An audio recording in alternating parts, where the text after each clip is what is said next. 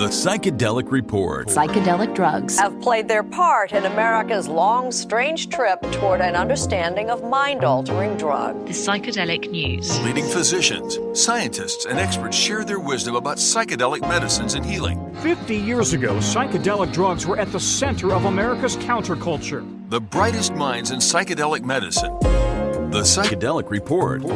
We use the ketamine-assisted psychotherapy model that happens to have psychedelic effects that were not predicted when the drug was first developed. From researchers to investors. I think the biggest mistake we've made as a culture is the war on drugs. To physicians to shamans and nonprofit pioneers. Psychedelic drugs. Recent research suggests some of them could have legitimate uses. The Psychedelic News brings you diverse perspectives from the front lines of this exciting movement. The Psychedelic Report. The Psychedelic Report was brought to you by Apollo Neuroscience and produced by Future Medicine Media. Welcome to the Psychedelic Report, your single source of truth for the psychedelic news. I'm your host, Dr. Dave Rabin. I'm a neuroscientist and psychiatrist trained in ketamine-assisted psychotherapy as well as MDMA-assisted therapy. Hello and welcome back to the Psychedelic Report. Today, we're bringing you a very important conversation, which is centered around whether or not we can talk to our doctors and our healthcare providers to ask questions about psychedelics and psychedelic medicine, and whether or not these tools might be useful for helping improve our overall health and well-being. Up until this point, there hasn't been a lot of complete and thorough clinical trial evidence to support the use of psychedelic medicine in healing, generally speaking. But with the completion of several important clinical trials over the last 10 to 15 years, many of which have been discussed on this show, we now have the evidence base to support an understanding and framework for how to safely deliver psychedelic medicines such as ketamine and ketamine-assisted therapy, as well as MDMA and MDMA-assisted therapy, to our general community of people who are struggling with mental health challenges in particular. However, as we will talk about today, the ability for physicians and clinicians to get credit for getting training in psychedelic therapy, including the use of ketamine, may now be in jeopardy. It is critical for us to understand that for any new medical intervention, new therapy to come to market and to be able to help our communities successfully, these therapies have to be understood and then classified into educational programs that can be distributed to doctors and healthcare providers around the country and eventually around the world. This is how all of our new health therapies, whether they be antibiotics or cognitive behavioral therapy or other techniques, have been disseminated for massive healing at scale. Given the mental health crisis that we are currently in, this is of critical importance. Gavin Newsom himself, in October of 2023, ended up vetoing a bill aimed at decriminalizing the possession and personal use of several hallucinogens, including psychedelic mushrooms. The justification for this veto, in large part, and his decision, was that there is not enough information and education programs and training programs on how to use psychedelics like ketamine and psilocybin safely. This is a problem because, on one hand, our government officials are saying we need more information, we need more education, we need more trainings.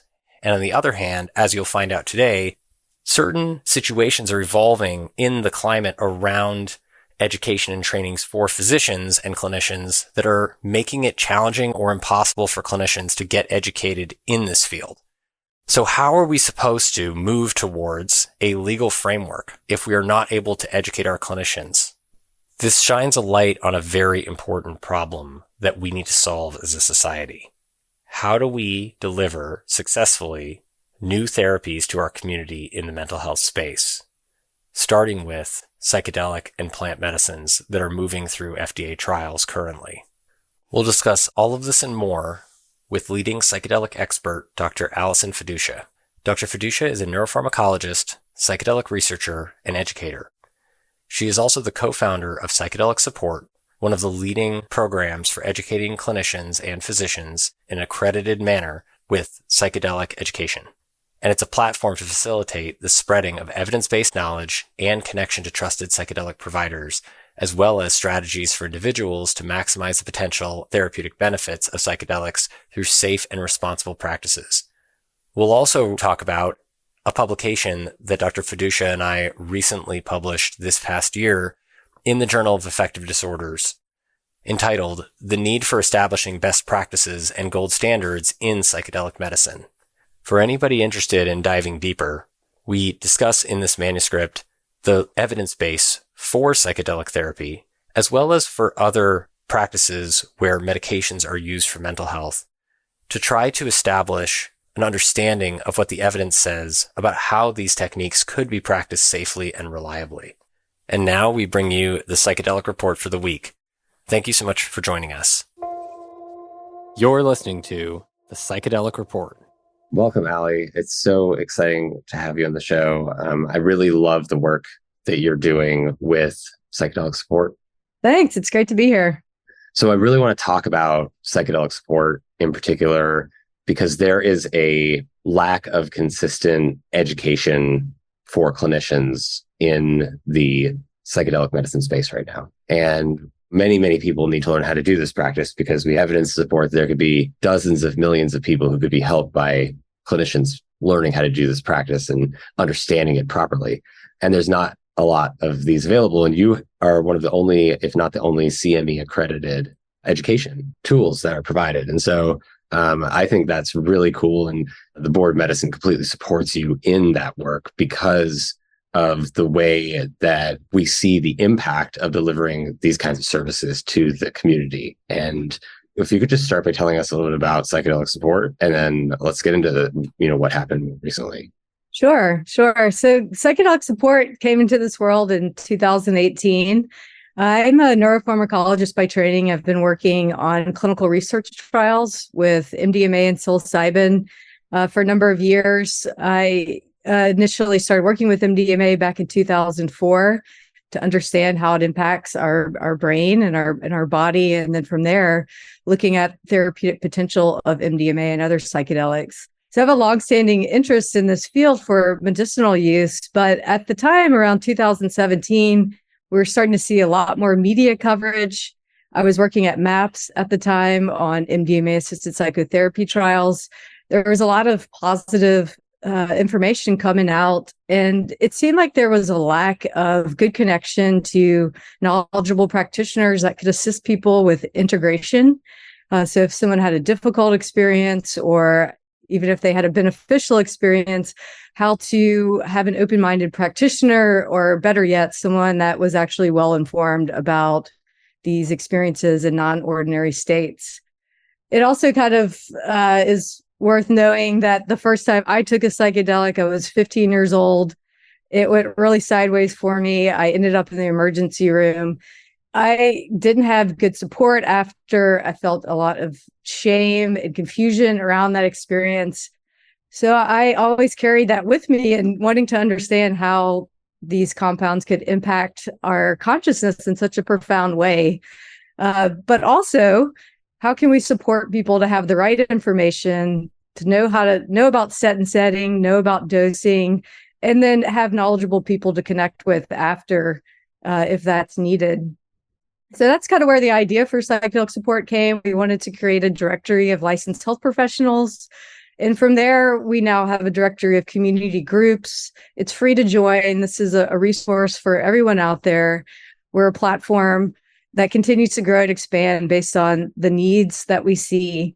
And one of those needs, as you mentioned, was education. It's great to be able to, have this connection to people, but we need to empower everyone to have the correct information about risk, about harm reduction, about where we're at with clinical evidence for therapeutic benefit. All of this is very fast moving. We just published that paper together on this exact topic. Yeah, the need for best practices in the field here. And some, as it's moving quickly, how do we create competencies and standards that if you are a practitioner of any type, Do we have a basic level of safety requirements around understanding screening? Who is this going to be a good treatment for? Who maybe should try something different?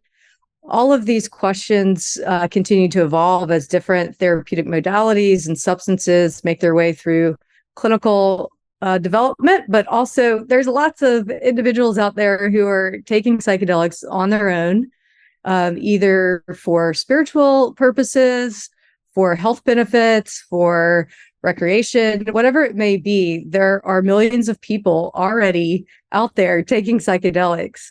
So it's critical that health professionals have a good understanding of what are the different drug classes, what are the pharmacology, what are the effects, what happens if someone is not supposed to take something like this because it could be a contraindication for their mental health or other health conditions. Do we have well-informed people that can step in and give adequate care here?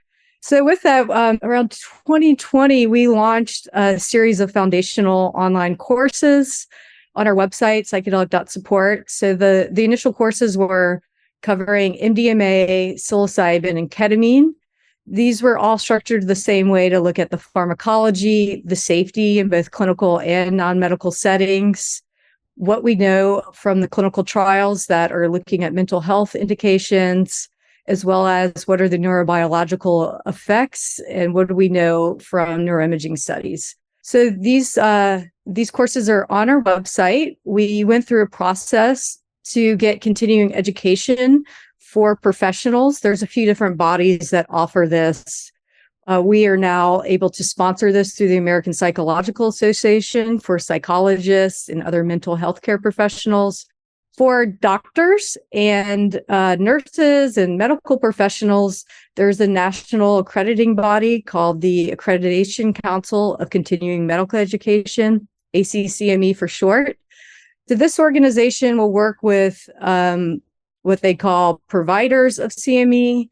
It's kind of a long process to get this level of, ability to give CME to doctors for a content that meets the criteria and standards of ACCME. So we were able to work with a joint provider to have our courses evaluated, which consisted of a body of 5 independent doctors reviewing the course content and saying, yes, this meets all the accreditation requirements and standards of ACCME. So those courses are available to physicians and doctors as well as the general public. It's actually great content for people working in labs as well. We did a deep dive into psychological and neurobiological mechanisms. It's a lot easier than reading 400 papers. It's the highlights and what's most important for practicing, as well as a summary of how does this actually work in the brain and to have these therapeutic effects. So all that's to say is we went through this process. The courses have been well received. We've had thousands of people take them, got great feedback. People really enjoy them. Which is really awesome, right? Like, just to pause there for a second on what you just said, like, people really enjoy them, right? We're talking continuing medical and continuing education credits that are mandatory for us to take for work to maintain our licensure, right?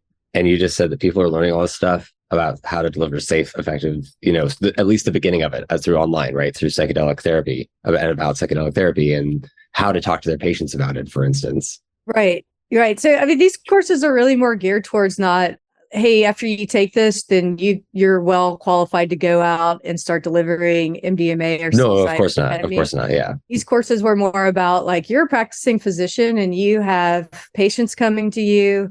They have been reading all this stuff in the media and they want to know if ketamine is the right course of treatment for them. We really need medical professionals to be well versed to answer these questions. And not have just read a Vogue or like a media article. Which is the way it works in every other field. Every other field has that, but we don't in mental health. And so you guys did that, which is so cool. And thank you from people who work in the field who like really desperately wanted that. Like, thank you, first off, because that's a lot of work. Right. It's a lot of work, but a lot of fun too. That we make the content very engaging, interactive. It's a multimedia experience. all of that, and good resources to take, what people can take with them, like reference lists, and everything we're saying is cited and well structured to meet that criteria for CME, continuing education for professionals. So a much higher bar you have to reach in this early stage of a novel investigational treatment, to not be disseminating false information or anecdotal information, and really just helping practitioners to know where the body of evidence stands, how much evidence, what are the limitations, where do we need to go as far as research to really have more clarity around some treatment approaches. You're listening to the Psychedelic Report. It's all been good until what great happened. Step in the right direction. For 3 years, we've been offering these courses. So 6 months ago, ACCME received complaints across. There's a few other platforms that have CME that they're offering for online courses, and so these complaints that ACCME received. They received these complaints, and so this triggered an audit by ACCME. So they took our courses and reviewed all the material, and our courses on psychedelic support passed the audit, which was great news. It was a huge relief. And some of the other courses out there did not pass the audit because they didn't meet the standards for CME. Unclear exactly why. I haven't taken those courses, but nonetheless, the joint provider that we worked with decided to adopt a new policy to no longer offer CME for any psychedelic or dissociative courses because of these audits and complaints, and also because ACCME sent out a communication to all of the CME joint providers saying to be particularly vigilant and cautious around accrediting any courses related to psychedelics or ketamine. So what does that mean? Because there aren't that many already, right? There's only like just what you providers, or are there others that are CME accredited? There are other courses out there and some conferences that have been able to offer CME credits. So there are some things out there. I'd say there's not a lot of options at this point, but nonetheless, the few that are offering this, basically these joint providers, they fear of losing their position to accredit. I understand they're in a really tough situation. And so they've decided at a time where the evidence already says that this is what we need to teach people this stuff, right? Like it's very, very clear. All the other fields have like these guidelines, like we need these guidelines, like, and we need these like teaching opportunities to provide like safe and effective care to people. Right. And like, so you guys are providing that, and then they're being told to be more cautious about what they allow in. And so then how does that affect the impact of the delivery of these programs to people?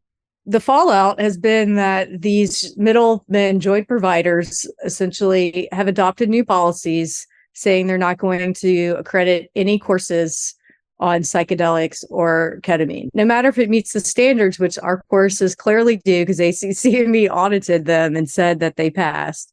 Nonetheless, it's too much of a risk for these joint providers. They don't want to, compromise their business. And over 30 years, the one we worked with said they'd never been audited. This was just too much of a risk for them.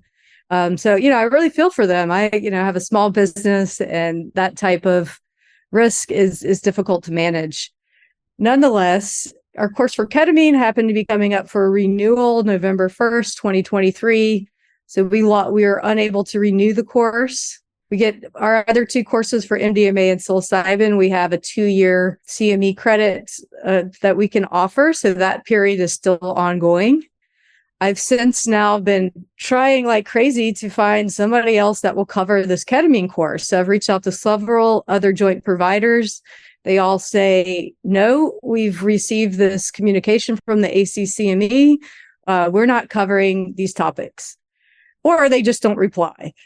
That is bananas. Wait, so the ACC GME office said to all of them not to cover these topics? They said, be vigilant crazy. And be cautious. They didn't say flat out, not to cover, but to be cautious. It was a threatening sort of, it was grouped into, it's basically just created the situation of where ACCME isn't saying that these type of topics can't be covered. the middle joint providers are saying after these communications from ACCME, this is just too much of a risk. Why would we put ourselves on the line here for covering these topics? It's just not worth it to us. And so, I've tried to talk to ACCME about this, and they're saying that is totally within the joint providers. If they don't want to cover these topics, they don't have to. They can pick and choose the programs that they work with. And in order for psychedelic support to, say, become a joint provider and to go through this process with ACCME, it's going to take over a year. It's going to be costly. And then I also worry about just the risk of scrutiny from ACCME if there is more political pressure or, systematic institutional type of wanting to control information about psychedelics getting out to health providers. And again, this is like, to me, the most important population of people that should be receiving this education at this point in time. Yeah, without a doubt. And so let me see if I can break this down. It sounds like ACCME is creating barriers to the approval of these training programs for whatever reason, and to be cautious. And the barriers that they're creating is not allowing delivery of this important service that you guys have created, which is bravo, right? You created this really great service that provides clinical education to the community, which I would say, from reviewing it and having the Board of Medicine having reviewed it, that it is of the level of best quality care to keep people safe and give people the knowledge of how to talk about this with their patients and educate themselves. From what we know today, it's pretty darn good. And it's all evidence-based, right? And it's a really great program. And you are providing this to the community, and the ACCME, by being cautious, is actually preventing you guys from getting funding from selling these trainings, right? Which is how you support yourself as a business, and how everybody who provides CME trainings supports themselves as a business, is because the model is based on educating physicians and clinicians with best-in-class medical and health information that's ideally updated every quarter or whatever it is, or half or a year or whatever. And then as we educate them and provide programs from great people like you who've created these programs, then you get paid to create the programs, because clinicians go through this process that we are all required to go through to get our accreditation renewed every year by continuing our education of ourselves, which is really important for everybody, because you don't want your doctor to be out of date. Trust me, it's not a good thing. And the other part to highlight about this is that for CME, pharmaceutical companies can't be training doctors for obvious reasons. So it's relied upon third-party educators that are unbiased and have no financial interest in what we're talking about, as far as what drugs we're talking about, what medications, therapy practices, that aspect, to keep a balance in the medical profession without too much pharmaceutical influence. So that's exactly what we are. We're a third-party independent educator. We don't take funding from drug development sponsors or anyone like that. And we reinvest all the money we make on the site to fund the education. So we get the top class doctors, researchers, graduate students either. We like to bring out a lot of different expertise for these courses, therapists, psychologists, because psychedelics are multidisciplinary. So we want to have the different perspectives included in all the courses and the materials. Yeah, that's really important and thoughtful of you as an organization. So, again, great example. And I think just simply, if we think about one thing, almost nobody I know as a doctor or clinician enjoys getting educated, doing their continuing medical education, right? I don't know about you, but I know very few people who enjoy it. I personally do not enjoy it.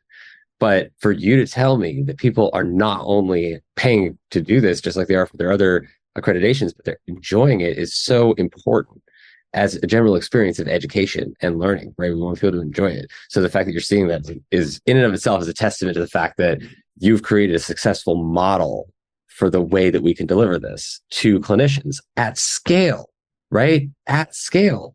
You can deliver this to clinicians, which is really important. It's one of the educating clinicians and keeping doctors up to date, particularly in this specific field of psychedelic assisted therapy, which is commonly misunderstood in many ways. And there's so many different ways that use it. People use psychedelic medicines in and out of the clinic. And so it's just a much more challenging space, but we know actually quite a bit from neuroscience and the world of all the research that neuropharmacology overall what we're in to help guide people safely and provide that continued education as you do to the community. So by any organization stopping you from getting funding and doing that extremely valuable service, the Board of Medicine are supporting you. This is a group of traditional clinicians, right? That are from all fields, like you said, that are all, understand the value that these tools like what you've created can bring to the community through psychedelic support. And groups like the ACCME are saying we have to be cautious, which just means we're going to put additional barriers to people getting access to this incredible thing that you've created. That just doesn't even make sense. Like from a public health perspective, it doesn't make sense. Right? No, it doesn't, because another thing that came through in some of these communications were, oh, look, and the FDA just put out this warning about ketamine treatments for mental health conditions. So as like that was bolstering this argument of like, we really need to be careful about how we're training people about ketamine. Meanwhile, the DEA extended for another year access to ketamine through telehealth services and other scheduled compounds. The same day the FDA put out that warning, and we know lots of people are accessing ketamine for mental health conditions. It doesn't mean that we should not be presenting the clinical evidence around what do we know about how ketamine works in different mental health conditions, as far as pharmacology, safety, effects, what are the different doses, routes of administration, different paradigms. Yeah, all of it. It's been rather infuriating, and one of these things where it's like, okay, just bang your head against the wall, Yeah, ketamine is also one of the safest antidepressants, just to put it out there, right? Like just in terms of overall side effect profile. If you deliver ketamine, what the evidence shows works, it is overwhelmingly a less side effect prone antidepressant to most SSRIs and most SNRIs and other antidepressants, right? Right. And that's how S-ketamine received a breakthrough therapy designation, because it was shown to be safer and more effective than our conventional treatments. But as you'll learn in our course, I mean, there are other, you need to be cautious around supervision, or people that might have a tendency towards substance use dependence, like the balanced perspective of why you need education. It like, yes, and like we are really conscious about bringing up the limitations and how strong is the body of evidence at this point in time. Ketamine-assisted psychotherapy is an interesting one in that there hasn't been that many. I don't think there's been any controlled trials, but there's some ongoing, but not published yet. Yeah, some from patient health records. Yeah, but it just makes sense. I mean, it usually works that way with pretty much any medication. If you add on psychotherapy, the tendency is you get better outcomes in a synergistic way. You're listening to the Psychedelic Report. And I think that was a really interesting point that, going back to what we mentioned earlier, like we took the time to co-author this paper, you and your colleagues and some of my colleagues at the board, and to really talk about this need for these standards, right? And that was published in the Journal of Affective Disorders this year, right? It was like June, July or something like that. And calling for this exact thing that you just said. Yep. It's kind of ironic now that we're sitting here having this conversation. But I'm, remaining optimistic that, we're going to. Well, how many doctors and neuroscientists does it take, Allie? Like, how many experts does it take? Think like this is like the thing that is really like stuck in my head, right? Like the federal government is doing this research. The VA is doing this research. There's overwhelming data that across the board that therapy makes mental health healing experiences better, right? Therapy plus medicine is the best combination, right? And that's what I think was so important about that manuscript that we put out, is because it focuses on this idea, right? That in many other ways also that we've understood that therapy and medicine in most studies help SSRIs, even antipsychotics, right? Like other antidepressants and other like mental health medications, even Adderall. If you give people therapy plus Adderall, people have a better experience and results get better. So why would we think it's any different for something like ketamine or MDMA, where there's like a significant altered state of conscious perception involved, Like that's such a window of opportunity of neuroplasticity and self-reflection and just these incredible tools that we work so hard every day to get to in psychotherapy, right? So hard to help get somebody to feel safe enough to like lean into that state in their minds in a connected, like safe psychotherapy experience. It takes forever. And you could do that in 1-2 hours with ketamine. Like that is just absolutely awesome. And you're teaching people how to do it, right? And so and we're both teaching people how to do it, me in the clinic and you with psychedelic support. So it's just, we need to be encouraging, going back to the question, how many experts does it take? All of these people are supporting this education, and we know, and we agree, the evidence says we need to be sharing this with the community. People need to know, clinicians need to know, like, why is the ACCME allowed to be the only people that make this decision of who gets educated? We, the clinicians, you, the scientists, we formed an understanding where we get that the evidence shows that we need this. Why does the ACCME get to decide who gets access to the tools that provide the safe support of our mental health communities? That is so bananas to me. Yeah, and I think patients are really going to be demanding a higher level of medical care, as well as just individuals that are, going their own route to find their own healing with these substances, but still rely on medical and mental health professionals to support them in this path. It just kind of, to me, highlights where we really are in this whole trajectory of adopting psychedelic medicines.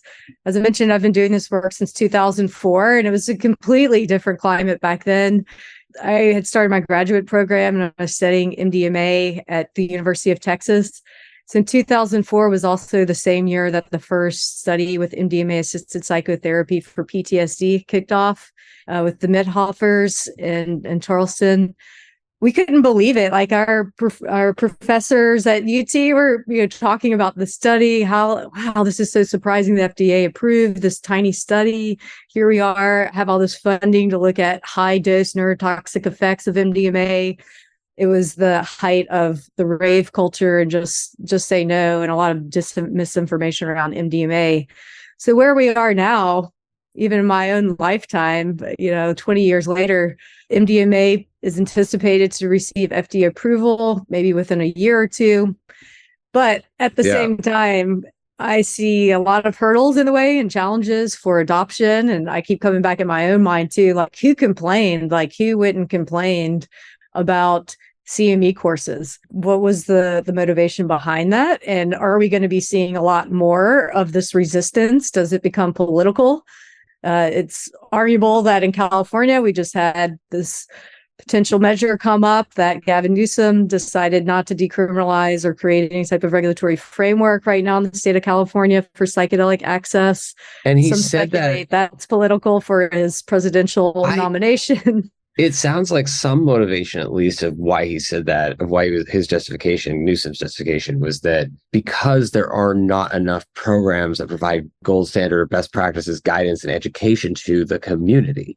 Like that was a big part of what I thought he said, was that there are not enough standards and there is not enough services to the community in terms of infrastructure. Like I got the sense that he didn't feel that people really came with an idea of like, how are we going to do better than Oregon? And how are we going to do better than Colorado? And how are we going to start to build an actual infrastructure if we're going to like bring something forward?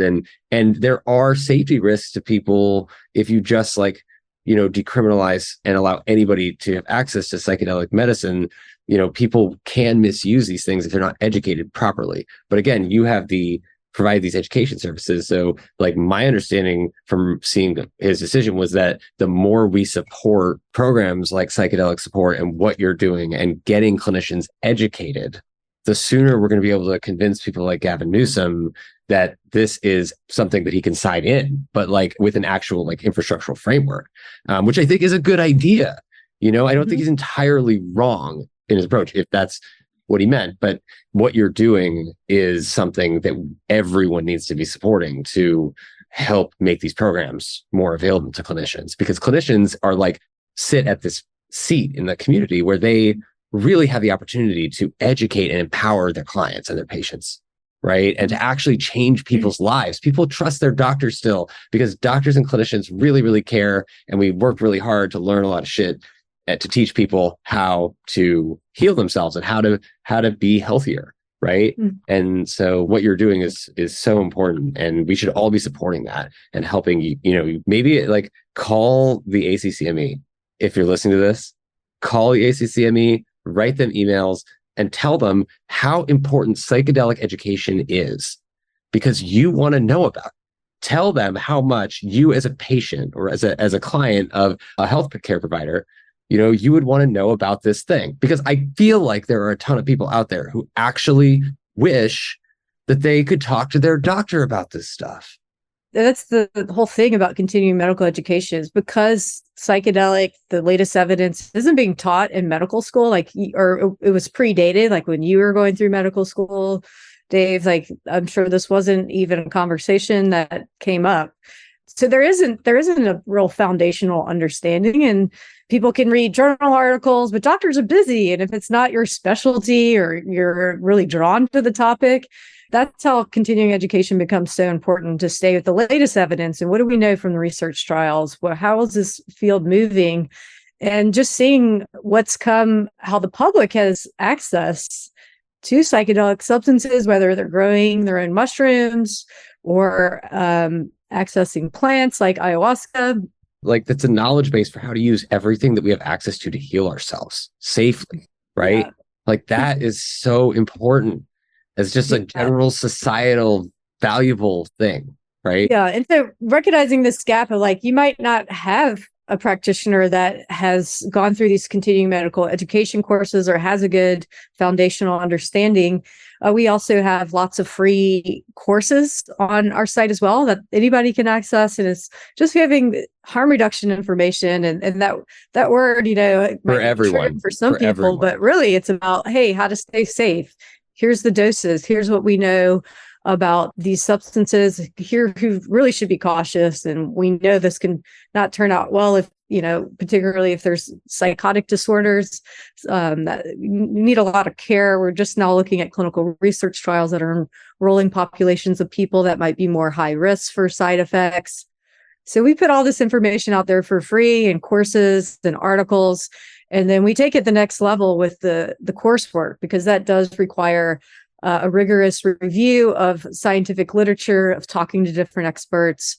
And that's what we need to be seeing in this field right now, as well as, real openness to, I think, the incorporation of what do you do with these mystical and spiritual experiences that people have. So this kind of gets out of the medical framework, where I think a lot of doctors might feel like, wow, this is a territory I am not equipped to go with people. Nonetheless, that is a common experience that people have from undergoing psychedelic experiences, is that they are opened up to discover mysteries in our universe or within themselves that aren't well quantified or backed by scientific research. Like, how does your lifelong depression go away after you went through some ayahuasca experiences and understood now more about what maybe was driving that depression?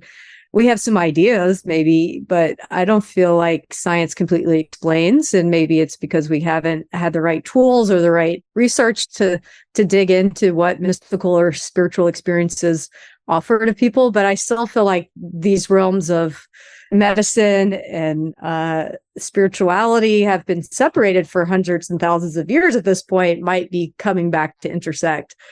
Yeah, absolutely. And that's a great point. I just actually released a episode with Roland Griffiths, who just passed away this month or last month, and at 77, who talks about his journey, right, through coming from a traditional neuropharmacology background, right, and then psychoneuropharmacology at Hopkins, and then going into his pursuit of the understanding of the similarities between how much meaningfulness people have from these experiences. Just like the fact that you could have these like tremendously meaningful spiritual experiences without putting anything in your body, through meditation and through all of these ancient Eastern and tribal techniques, right? And then also with plants, how they've been used ceremonially for thousands of years all over the world, and through now modern medicine, all kind of come together. Yeah, it's kind of a good segue to something that has brought a lot of meaning and passion to me in the past year and a half. I had sat in a ayahuasca retreat about a year and a half ago.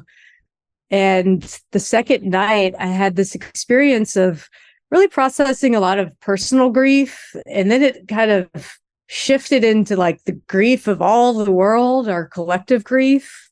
And then I embodied this person that was like in the middle of a desert with nothing. And I had nothing. And I had this experience of what that was like to be completely alone, to just be shedding tears of a river.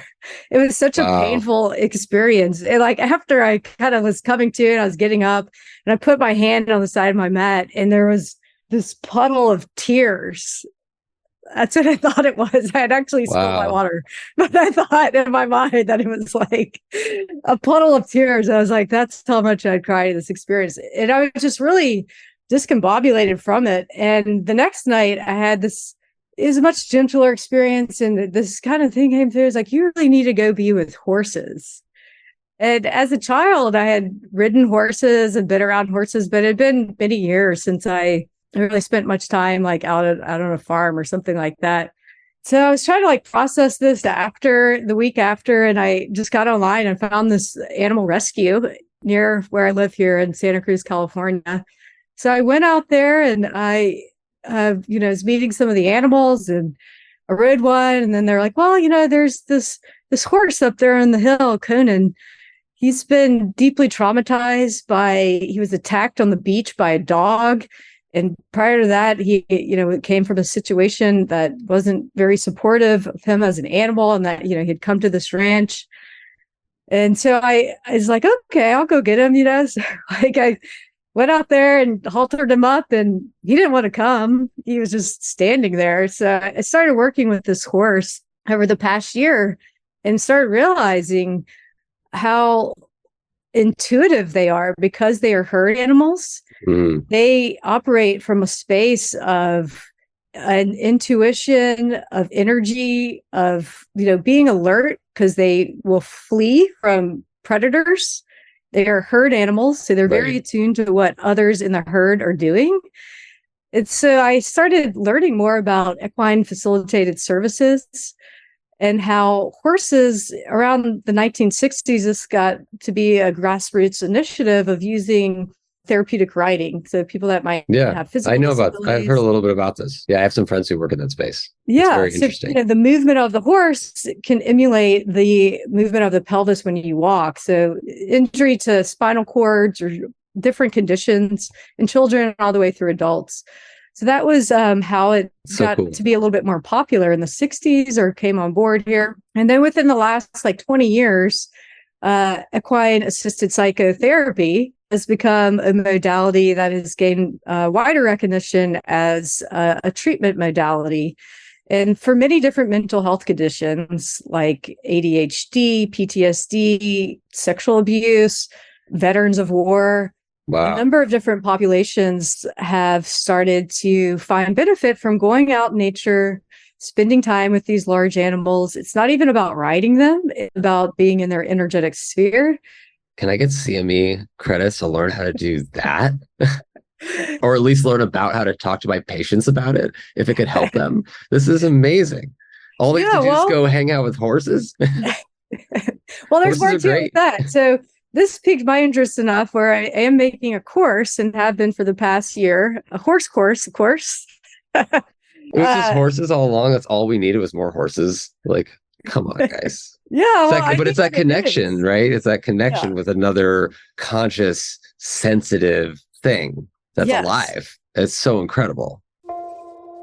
You're listening to the Psychedelic Report. When you really start to look at okay, why do people respond well to this? So there's different modalities. And really, I see so many parallels with equine assisted psychotherapy as I do with the psychedelic field. So typically with equine therapy, there's this model of two people, the horse specialist and then a mental health professional that work together with a client. So they have different activities that people may do.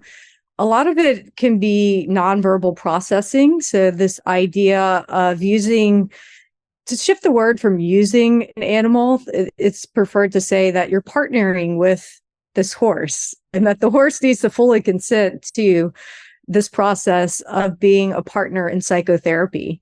That aspect of what comes up in these sessions are things like communication, from empathetic listening, from looking and observing an animal or a herd, and then talking about that and then contextualizing maybe one's own experience with the mental health professional.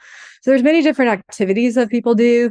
Groundwork is really popular too, of using your energy, and not by force, but by invitation, to ask this large animal to do something that you're asking them to do, to move a certain way or to walk a certain way. So there's just different modalities that people use. In my journey of making this course, I have found many different types of professionals, whether that's coaches, spiritual healers, psychotherapists, doctors, that are using this modality to assist people with their mental health and wellness. And I just happened to be in Costa Rica last year staying. I didn't even know this was going to be there, a couple miles from where I was, Horse Spirit Healing Center. And it really opened my eyes to learn more about the electromagnetic field that surrounds our heart. And a horse's heart, which is 8 to 10 pounds, ours is more like 1 pound.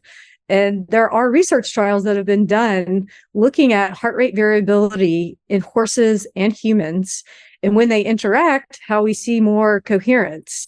Yes, of course. Yeah. Of course, a horse. Yeah. Damn it. How did it take us so long to figure this out? We used to ride horses all the time. What we forgot? Yeah. Did cars make us forget? Well, the evolution of horses in humans dates back like 40,000 years or something like that. So they have been a part of our development of humans for transportation, agriculture, discovery of new territories for all these thousands of years. But in this day and age, they're mostly used for recreation or sport. But now we're seeing this other area of where I think the authentic gifts horses have to offer us is their presence, their energetic calm, and potentially this ability to influence us and mirror back our emotions and how we're showing up. So that's a big topic that comes up quite a bit, is this ability of the horse. If you're afraid, they know it. If you're, agitated or distracted, they also know it, and they're not going to do what you ask or follow you. And they will also respond in fear or, activate this fight or fight, because they're like, you're afraid of something, I'm going to be afraid. Mm-hmm. It's like an emotional mirror that doesn't have words to communicate it to you. They just have their actions. That presence, and then it can, you can be learned to look more deeply within of, why am I getting this response? Or maybe that's also the role of the facilitator in this is, well, we're getting this reaction. What's going on inside of you to receive that? Yeah, I've just really, like I said, found this to be potentially a really powerful integrative modality for psychedelic experiences to help people either prepare for or integrate after. Not everyone is suited to go just sit on a couch and talk to a therapist or join a community group online. These can all be supportive. Nonetheless, a lot of individuals can process in different ways. So that may be outside in nature, journaling, and I think that equine facilitated services have a big role to play. You're already immersing yourself in nature. You're tuning in to an inner process as well as a natural being more connected to nature. And in this way, it's a big animal, and it just happens to be outside generally. Yeah, this is why I love talking to you, because that was by hands down the best explanation of equine therapy I've ever heard. So thank you. Well, it'll be more fleshed out for the course. Yeah, no, I mean, you guys going to do the course? Yeah, in a couple months. So I've been making it for about a year. I just keep meeting more professionals and learning more of my own journey. I can't wait to take that course. So this is what I'm saying, ACCME better ideally help us do this, because this is a really important service to the community. People who can participate in these alternative forms of therapy that are safe and now demonstrating very clear effectiveness, and in many cases as good or better than what we're seeing with pharmaceuticals alone, and without any of the side effects, are really able to help so many people safely. Keyword, right? And that's really like what you guys are providing. And so if you care about, basically, again, as I said earlier, being able to go to your healthcare provider, whoever they are, and have a conversation about how psychedelic assisted therapy could actually, in an evidence-based way, improve your health. If you care about that and what that could do to help improve your mental health, your physical health, all of the things that science is showing little by little, it's starting to do. And you want to be able to have that conversation with your doctor. We really need these trainings approved and to get collaboration from the groups that provide certifications. For one thing, why is there only one group that's able to certify whether a training is reimbursable, right? Or why is there only so few groups that are allowed to certify whether a training in a given way is reimbursable? And the policies around that, like, that doesn't make sense. Like, we're a giant medical community. We have hundreds of millions of providers. How many providers do we have that are providing mental health care nationwide? Like hundreds of thousands? At least a million, right? So you think about that number of people who need to be, basically all of them need to be educated. We maybe have 1,000 people who are really educated well, or, you probably have like thousands, right? Like tens of thousands, tens of thousands. Yeah. Medications they have their place and they can work really well, but of course, the pendulum really swung that way to just medicate everything, try to reduce symptoms through these pharmacological interventions that are doing a lot of disservice for a number of people I see are individuals that maybe like having more opportunities for connection, for less isolation, for community, for being out in nature, breathing fresh air, de-stressing.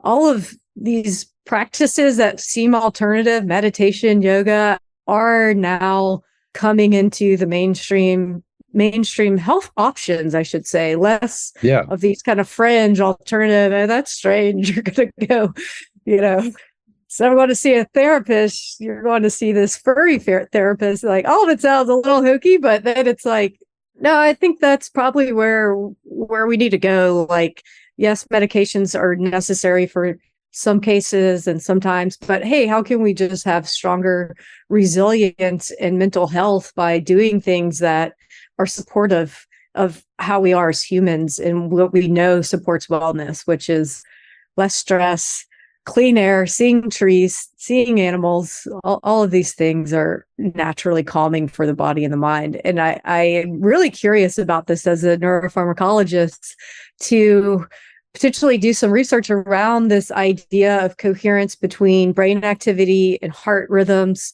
There's like 40,000 neurons in your heart, which communicate with neurotransmitters and hormones as well. I mean, electrical signals that can not just go in the direction it used to be thought the brain communicated to the heart, which it does control rhythm, but we know that the heart also communicates back to the brain.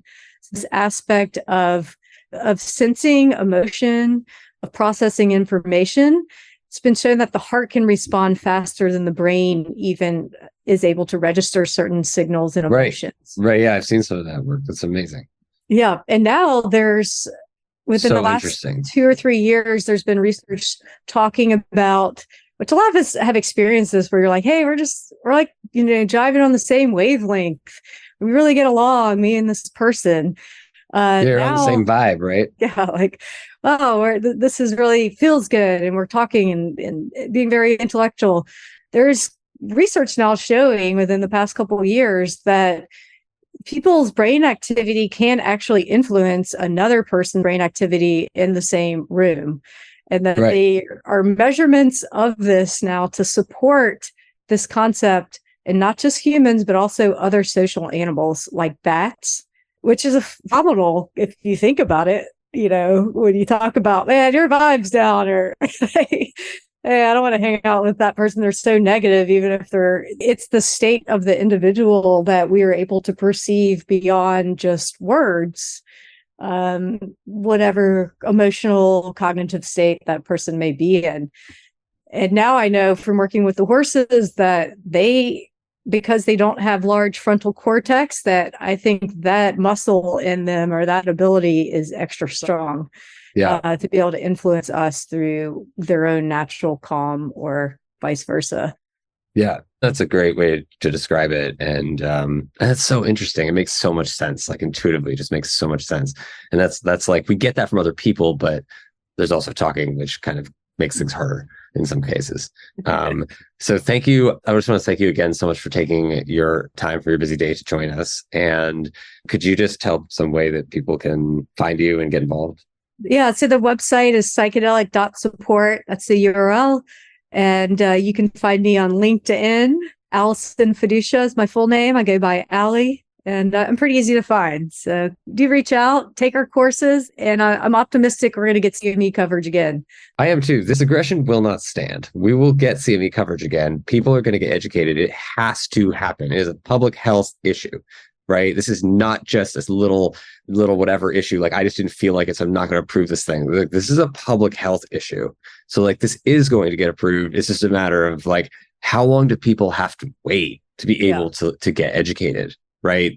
And to get reimbursed for it so that you can get paid to create these valuable tools you're providing for the community. So thank you so much again.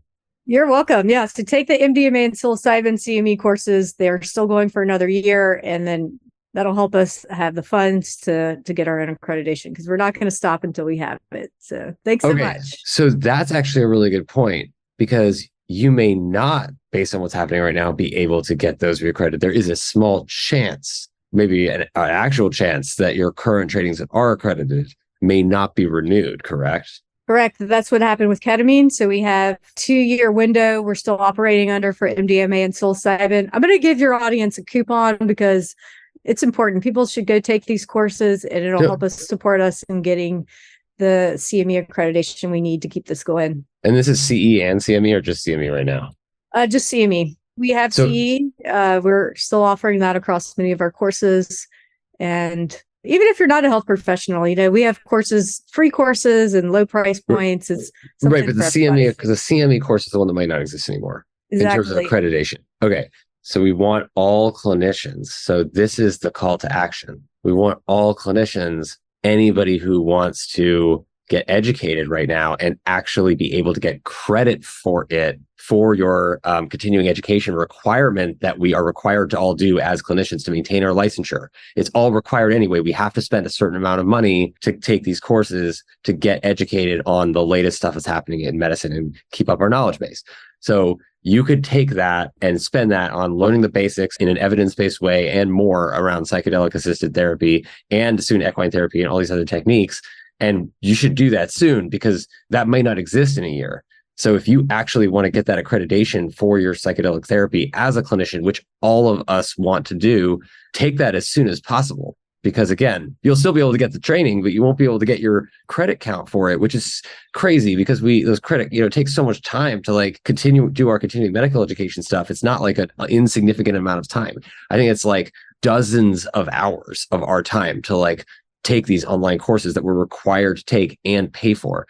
So for somebody like you to not only provide this valuable education, but also make it interesting and enjoyable for everybody, which is great. It's incredible. Like that is something that we need to be supporting, and get that education before you may not be able to get your credits. So Psychedelic Support would appreciate it. And like I said, we're going to keep going until we're able to keep this going, because it's so important for everybody, clinicians, the public, this field of medicine. And so we're optimistic that it'll turn around. Yeah. Well, thank you, Allie. I really appreciate your time, and let's catch up again soon. Okay. Thanks, Dave. Thanks for listening to The Psychedelic Report. Visit us at thepsychedelicreport.com. This show is recorded weekly on Clubhouse with a live audience. The Psychedelic Report was brought to you by Apollo Neuroscience and produced by Future Medicine Media.